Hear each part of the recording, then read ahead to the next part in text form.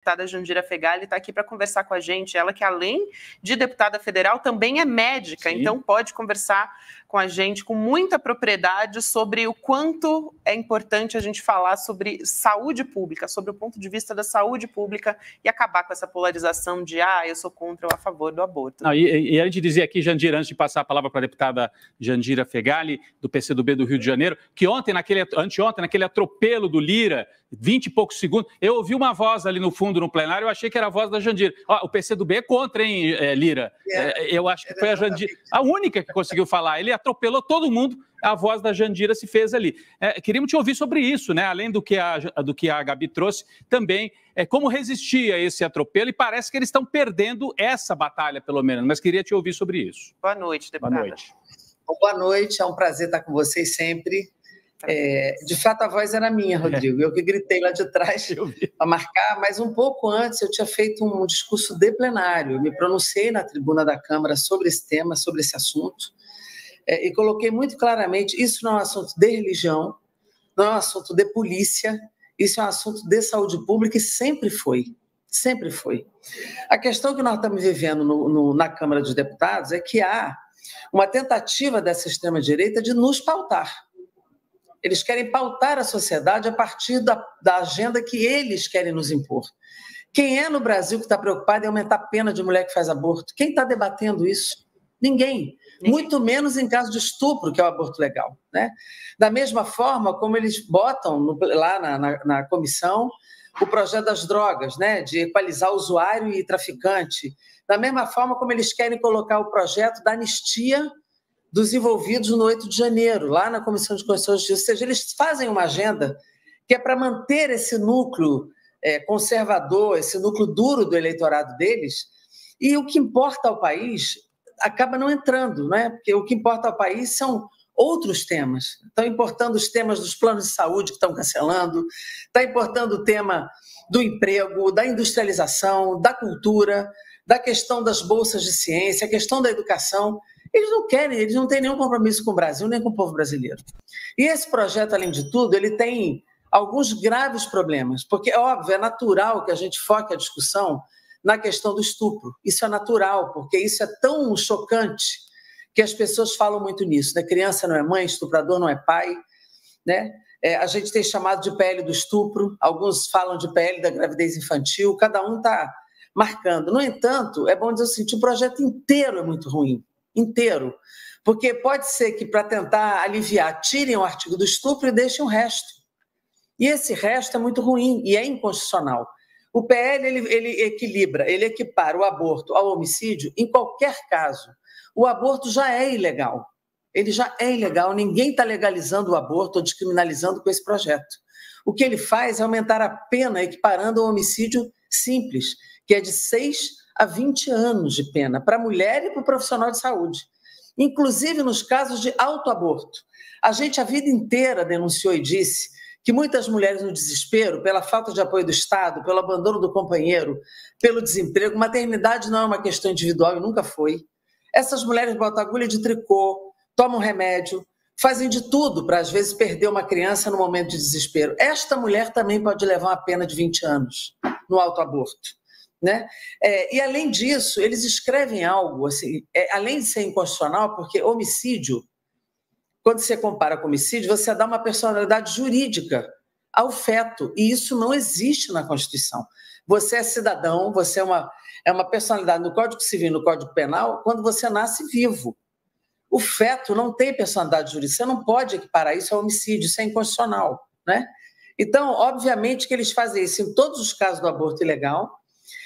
Tem a pachorra e o deboche de escrever, ninguém está falando disso. Tem um parágrafo nesse texto que diz assim: se a infração levar a danos graves, ou seja, a infração ao aborto, levar a danos graves à mulher, a pena pode ser mitigada não aplicada. O que é isso? Se a mulher morrer no aborto, ou se ela estiver numa UTI, é muito deboche escrever na época. Ter coragem de escrever isso, dizer que a pena não se aplica nos casos desses agravos, é um negócio debochado, né?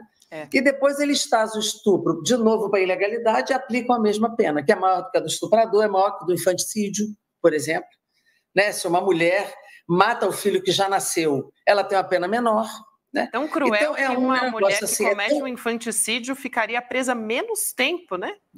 Menos tempo. Que loucura isso. Menos tempo. Então, é um negócio tão escandaloso que, obviamente, foi muito chocante. E o procedimento, o método também chocou, porque botou no plenário, nem anunciou o número do projeto, né? Não teve encaminhamento, que num requerimento de urgência é obrigado a ter. Eu estava inscrita para o encaminhamento, inclusive, e outros. Não teve encaminhamento, ele mandou uma votação simbólica que foi. Quer dizer, ninguém precisou botar digital. É bom dizer que houve acordo para fazer essa votação simbólica no Colégio de Líderes, mesmo com protesto de alguns, inclusive do nosso líder, mas houve o acordo. E foi no simbólico, mas sem nem encaminhamento, sem nada. Então, por sorte, eu tinha me pronunciado antes, consegui ainda gritar a tempo que nós votamos contra, né? Mas não teve ninguém mais pôde se manifestar, foram 24 segundos essa votação. Então, foi muito ruim. Agora, o bom é que a reação foi muito rápida. Foi muito rápida, né? Nas ruas, nas redes, formadores de opinião, movimentos sociais na rua. E, obviamente, que hoje me ligaram de vários jornais perguntando quem eu achava que devia ser o relator. Eu falei, ninguém. Esse projeto tem que ser engavetado. Tem nem que estar na pauta, eu não vou discutir. Essa história de querer colocar a Benedita da Silva, Gabi, porque é uma evangélica e é de esquerda, é do PT, é uma cilada, eu acho, né? Mas isso aí a Benedita da Silva tem que saber. Mas você acha que pode ser que o Arthur Lira escolha um caminho desse, chamar a Benedita para consertar o que ele fez, né? Agora ela vai ter que ajudar? Eu acho. Ele anunciou hoje que ia ver uma mulher do centro, que nem seja de esquerda nem de direita e tal. Eu não sei o que ele está tratando lá e com quem ele está conversando. Mas eu não vou opinar sobre isso agora, porque o que nós queremos é engavetar o projeto, não é... Quando nós conversamos com o Arthur Lira na semana passada, ele disse que tinha um acordo, de fato, com a bancada evangélica para votar essa urgência. Ele não falou que tinha acordo de mérito. E disse o seguinte, não vou botar o mérito agora, vamos montar um grupo de trabalho que fica aí alguns meses discutindo. Eu falei, eu não quero GT. Eu não quero grupo de trabalho porque eu não quero botar esse tema na pauta. Vai fazer um trabalho e vai ficar discutindo isso o ano inteiro. Nós queremos tirar isso da pauta. Esse é o tipo da pauta que entrou no plenário e a gente perde. Não tem como. Esses temas, neste Congresso atual, não tem avanço, só tem retrocesso. Do mesmo jeito que ninguém está conseguindo botar a descriminalização do aborto, porque não tem a menor chance de aprovação, nós não podemos aceitar retrocesso também. A não regressividade tem que ser uma marca nossa. Qualquer pauta desse tipo que colocar, nós vamos perder, ainda mais no ano eleitoral. Eu ia te perguntar... Então, não dá nem para discutir relator ou botar na pauta. Eu ia te perguntar, deputada, sobre os estragos que isso acontece, né, que faz na prática, porque, por exemplo, a gente teve o Conselho Federal de Medicina fazendo aquela recomendação que foi o que se encaminhou para, no fim das contas, o Congresso transformar na SPL, né? O ministro Alexandre de Moraes foi lá e disse essa recomendação não faz o menor sentido, que é essa história das 22 semanas.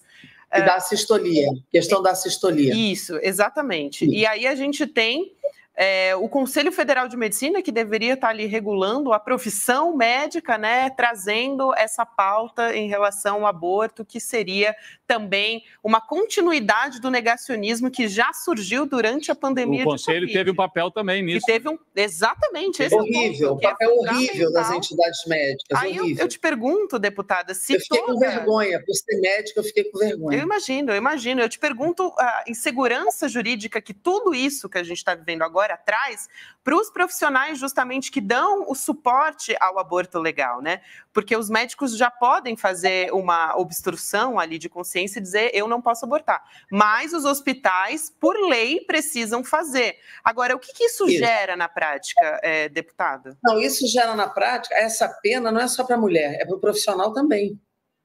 E as pessoas estão falando pouco disso. Óbvio que vai colocar, independente de consciência, todo mundo vai recusar fazer. Porque quem é que vai se transformar num criminoso com uma pena de 6 a 20 anos? Né? O Conselho tinha que entrar nessa luta contra esse projeto. Eu falei para o Arthur Lira, isso não é o debate sobre a assistolia que você está botando na pauta. O que você está botando na pauta é a equiparação do aborto ao homicídio, trazendo o estupro para a ilegalidade, o aborto por estupro. Ele disse, eu não tinha clareza do que era o conteúdo do projeto. Né? Então, na verdade, a assistolia é um método que só é indicado no aborto legal, ou seja, é um feto que será retirado de qualquer maneira. Né? A assistolia, o que ela faz é parar o feto antes do procedimento. É mais generoso fazer a assistolia do que não fazer. E tem outros métodos hoje no líquido amniótico, tem outras formas de fazer isso. Então, quando o CFM indica, e isso gera uma ação no Supremo, o Supremo responde e diz não, pode manter o método. Aí todo mundo, esses evangélicos reagiram. Teve um deputado que nem é evangélico, levou um boneco para o plenário, não sei se vocês viram, com um feto na mão, e levou um feto de um tamanho. Eu falei para ele depois, falei, você não levou um feto de 22 semanas para o plenário, você levou um recém-nascido para o plenário, o tamanho do boneco era imenso. Aí ele até riu, eu falei, claro que você está enganando as pessoas, né? Agora, então, eles fazem essa coisa como o Ives Granda fazia no aborto legal, levava um monte de feto, estava na mão dos deputados, era um horror aquilo. Então, na verdade, essa questão da sistolia não tem nada a ver. Quer proibir a sistolia? Faz um projeto dizendo fica proibida a sistolia, a utilização do método da sistolia no aborto legal. Pronto, quer discutir isso? Faz um projeto para proibir, e aí cada um ali decide como quer votar. Agora, isso não tem nada a ver com o projeto que foi votado a urgência agora. Nada a ver com a sistolia. Agora, eles reagem dizendo que é uma reação suprema, e pior, o próprio autor, o deputado Sóstenes Cavalcante, diz assim, é para constranger o Lula e ver se ele tem acordo com os evangélicos que será cumprido. Sim. Ora, ele usa a vida das mulheres, como a liberdade das mulheres, usa as mulheres como moeda de troca para constranger o governo.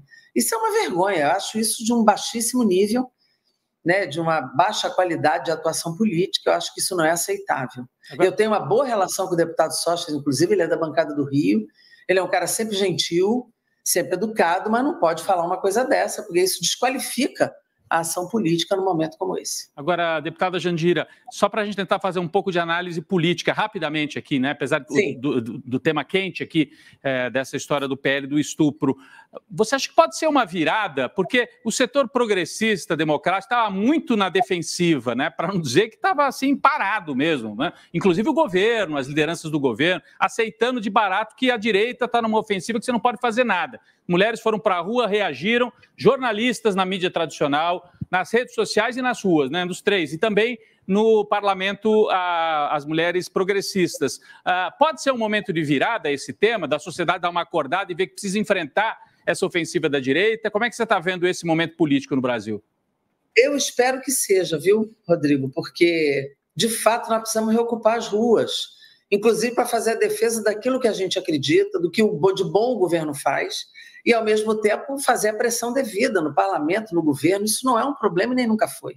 Na democracia, a rua tem que ser ocupada mesmo pela sociedade, né? Então, eu penso que essa virada foi importante, deu uma boa sacudida, e essa virada não pode parar, principalmente nesse tema, até que esse projeto saia, de fato, de possibilidade de pauta. Acho que essa pressão tem que se manter. Mas nós precisamos, de fato, fazer mobilizações outras, por outros temas na sociedade brasileira, para confrontar o mercado financeiro, para confrontar a FEBRABAN. Essa coisa de piso constitucional da saúde e educação, não dá para discutir esse assunto de retirada desse piso. Esse déficit zero é um erro, porque na hora que você tem que colocar recursos no Rio Grande do Sul, você vai tirar de algum lugar. Por isso que essas propostas de equilíbrio aparecem, são propostas, na minha opinião, erradas, incorretas. O equilíbrio das contas não pode levar a prejuízo a políticas públicas universais, que é o caso da saúde e da educação. As universidades estão precisando de recurso, agora o Lula deu recurso no PAC, mas tem um recurso de custeio, o PAC não paga luz. Tem universidade ficando sem luz, sem pagamento de água, né? Então, é necessário que a sociedade se movimente em torno das bandeiras justas, né? E apoie também o governo naquilo que é importante. Tal. E eu tenho muita clareza do seguinte, e eu falo isso para vocês, a gente precisa enfrentar o senso comum. O senso comum não é necessariamente o caminho correto. Na área de segurança isso acontece, nas áreas todas do Código Penal, nós estamos fazendo o Código Penal para um Estado penal, só punitivista, só o que está acontecendo no Congresso Nacional. Nós estamos retalhando o Código para fazer um Estado punitivista, e estamos atuando pouco naquilo que importa para a segurança pública. Essa questão das saidinhas, por exemplo, foi um exemplo, foi uma coisa importante. Não podia ter derrubado aquele veto. O veto era correto do Lula. Aí alguém diz, o Lula não devia ter vetado para não ter derrota. Falei, não, o Lula não pode ser cúmplice disso, mesmo que ele perca. Exato. Ele não pode ser cúmplice. Nós temos que fazer o debate público. O debate temos que ter a coragem, a ousadia de enfrentar esse senso comum.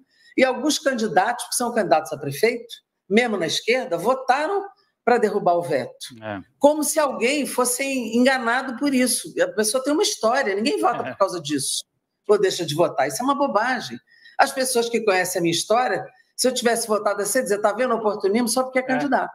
É isso. Não vai acreditar em você. Então a gente tem que manter coerência na história. Eu me lembro da época do impeachment da Dilma, era uma pesquisa toda contra a Dilma, povo na rua, e a gente dizendo isso é golpe, não vamos votar. Porque na história depois, a coerência vai ser mostrada lá na frente. Você não pode recuar nesses momentos. Então a gente precisa enfrentar isso com ousadia, com coragem, na disputa política e ideológica nesse momento, e colocar em pauta aquilo que importa, né? E fazer a disputa na rua, na rede, no debate, no território, onde for. Não está na hora de a gente andar para trás, não tem espaço vazio.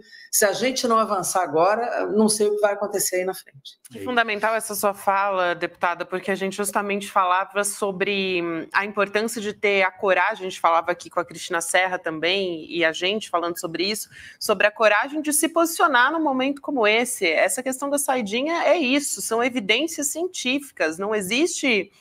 mas o presidente Lula, ele se arriscou ali, porque... Gente, senão... simplesmente... Senão, para que tem um governo... Foi para a eleição, ganhou por 2 pontos, né? Enfrentou tudo e todos. É para isso, é para resistir, como falou a Jandira. Se não dá para avançar, pelo menos também não vamos deixar os caras retrocederem dessa forma. É demais. É isso. E é bom dizer que a base evangélica, por exemplo, de mulheres e outros, não concordo com esse projeto também, não. Não dá para você tratar evangélicos como um corpo único. Existem aqueles que usam a Bíblia para poder político e tem aqueles que têm valores cristãos de solidariedade, de defesa das pessoas. Não existe essa coisa igual. Tem que fazer a disputa até para ganhar essa base mais avançada ou mais consciente dos evangélicos. Então não dá para tratar tudo igual, não é todo mundo que pensa igual, e a gente precisa avançar e fazer a disputa. É minha opinião. Inclusive, diversas mulheres políticas, religiosas, cristãs, foram às redes sociais. Eu vi diversas mulheres se posicionando. Eu sou contra, não me coloque nesse balaio dizendo... A própria Marina Silva, né? A Marina Silva, evangélica, também falou isso agora há pouco, representando esse setor. A Benedita também não teria votado nesse projeto, apesar de ser evangélica, né? Tem os pentecostais que não são a mesma coisa que os neopentecostais, como a gente chama, e eu acho que a gente tem que enfrentar. Na saidinha, eu me lembro, a minha comunicação disse assim, nós vamos postar alguma coisa, eu disse tudo. Tudo. Não tem essa de eu me esconder, vamos botar mesmo que... Em rede social a gente toma muito... né? Eu falo bom dia, já começa a agressão. Né? Mas vamos botar, deixa o pessoal bater, porque é isso mesmo, porque quem está na rede social vai ver minha opinião, e essa opinião tem que valer para alguma coisa. E não é se nós somos formadores de opinião, nós temos que dar opinião, não pode se esconder. E, deputado, não é de hoje, né, que a extrema-direita tenta fazer colar, né, esse binarismo de não, a esquerda é abortista. Então, gente, o Lula já disse, amiga de bandido, é abortista. A respeito, inclusive, do aborto publicamente. Então, assim, não é uma novidade, mas a gente viu o Sóstenes Cavalcante já está indo para as redes sociais para dizer, vai, Lula, se posiciona, diz aí.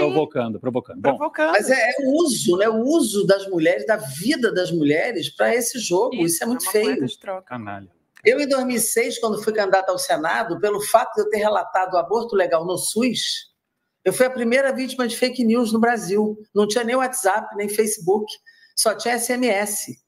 E eu vivi, assim, um inferno nessa campanha eleitoral. Era meu nome na porta das igrejas, era padre pedindo voto contra mim, dizendo que era assassino de criança. Era toda a rede Oitim colocou uma mensagem 3 dias antes, na véspera, no dia da eleição contra mim. Foi um negócio absurdo que eu vivi naquele momento, porque eu me posicionei e relatei o projeto. Então, que é do aborto legal no SUS. Imagine, tinha procissão no corredor, me chamando de assassina. Então, eram coisas assim que a gente enfrenta há muito tempo.